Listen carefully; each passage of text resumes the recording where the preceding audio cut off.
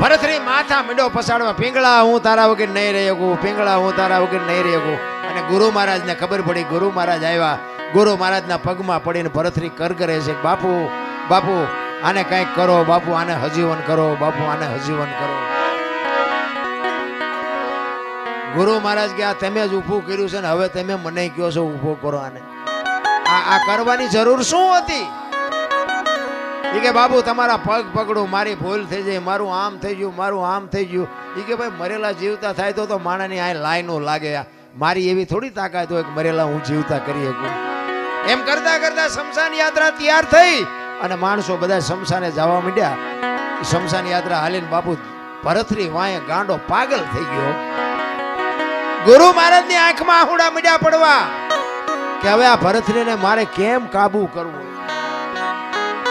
કે પાગલ થઈ જાય ને તો આખો 92 લાખ માળવો નોથારો થઈ જાય કે આ 92 લાખ માળવાને કોણ હાચવશે. એમ કરતા કરતા શમશાનમાં ગયા. એ લાકડા ગોઠવાને પિંગળાને માથે ગોઠવી અને બાપુ ભરતરી ગાંડો તૂર થયો. અને એમાં કુદરતને વાત રાખવીને એક ગુંદકાનો આત્મો આમ જાતો હતો અને સદગુરુ મહારાજ એના ભજનના બળથી આમ જોઈ ગયા કે આત્મો હારો નથી, પણ આ ભરતરીને કાબુ કરવા માટે જો આ પિંગળામાં નાખું ને પિંગળા બેઠી થાય ને તો ભરતરી બાપુ ઠેકાણે આવી જાય. એ ગુંદકાનો આત્મો બાપુ પકડી અને પિંગળાના ખોળિયામાં નાખ્યો અને પિંગળા બેઠી થઈ. ભરતરી ભાનમાં આવી ગયો પણ અસલ પિંગળા બાપુ મરી જઈ હતી. એ પછી ઘોડેસવારનો ને અશ્વપાલનો ને એ બધો ઇતિહાસ ને પછીનો છે. બાકી 92 લાખ માળવાનું બૈરું બાપુ એવું ન હોય જેવું તેવું. કહેવાનો મારો અર્થ કે જે સત્ય છે ને એને છુપાવ્યું છે કઈ.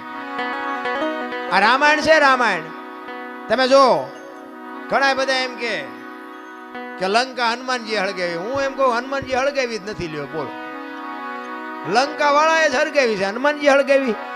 દિવાળી કોને મૂકી હતી? તા ઓલો બચવા હાટું માણા ભાગા ભાગ આપણને કોઈ હળગાવે ભાગા ભાગ ન કરવી.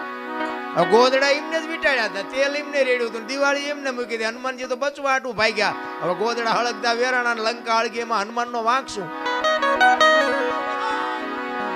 હનુમાનજી લંકા હળગાવી, હનુમાનજી હળગાવી જ નથી. અને આખી દુનિયાને ખબર છે પાકું કોઈ કરતું જ નથી. બીજી વાત તમને કરું કે સીતાજી જનક મહારાજની દીકરી મિથિલા નરેશ હવે શિવ ધનુષ નું ઘોડો ઘોડો કરીને ફરતા હતા. અને પછી જનક મહારાજ જોઈ ગયા કે હવે આ શિવ ધનુષ ને મારી દીકરી જો ઘોડો ઘોડો કરીને ફરતી હોય તો આના મૂર્તિયા હાટું શું, આના માટે મૂર્તિ